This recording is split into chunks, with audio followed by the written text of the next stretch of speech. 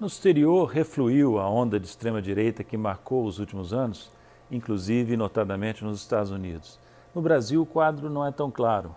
Aqui, os sinais são mais tênues e até discutíveis. Há quem sustente que Bolsonaro continua forte e mostrando resiliência diante de uma série de fatos negativos. Será verdade isso? Vamos examinar brevemente essa questão. Em primeiro lugar, é preciso notar, claro, que o fato da questão do impeachment ter apresentado uma alta acentuada, uma preocupação acentuada nas últimas semanas, ter crescido muito, é inteiramente natural diante do que tem acontecido. Muita gente, entre os quais eu me incluo, não aguenta a perspectiva de ter mais 2 anos dessa destruição que marca o governo Bolsonaro.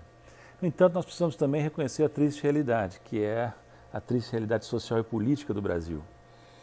Se Bolsonaro é uma doença ou é um doente, como muita gente sustenta, inclusive pessoas gabaritadas para tal, essa doença de Bolsonaro é reflexo de algo maior, de uma doença mais ampla de grande parte da sociedade brasileira. Afinal, o sujeito não foi só eleito, ele continua contando com apoio expressivo da opinião pública, a julgar pelas pesquisas de opinião, apesar de tudo que fez e de tudo que não fez.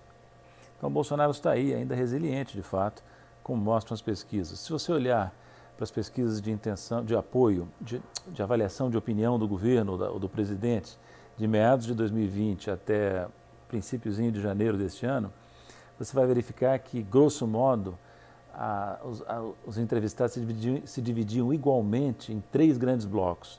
O bloco de apoio forte, ótimo, bom. Um bloco de crítica forte, de rejeição forte, ruim, péssimo. E um bloco de neutros ou em cima do muro. Né? 1/3 aproximadamente para cada um desses 3 blocos nas pesquisas de opinião até agora.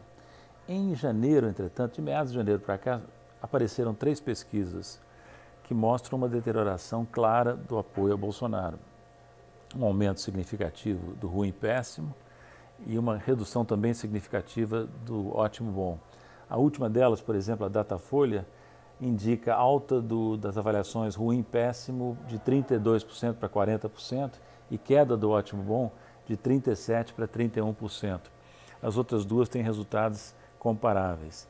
Essas 3 pesquisas, apesar de serem semelhantes, ainda não constituem razão suficiente para caracterizar uma tendência. Não é?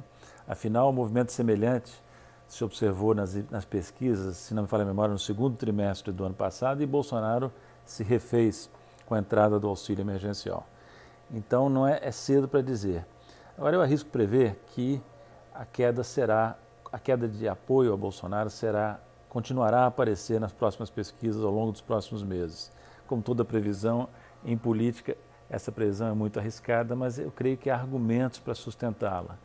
Pelo menos 2 grandes argumentos. O primeiro é que, em janeiro, terminou o auxílio emergencial, que, segundo as avaliações dominantes, era um fator importante de apoio e sustentação a Bolsonaro.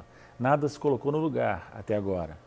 A equipe econômica tem a visão de que não precisa botar nada no lugar, as condições fiscais nem permitem, segundo o ponto de vista de Paulo Guedes e companhia, e eles prometem uma recuperação acentuada que substituiria o auxílio.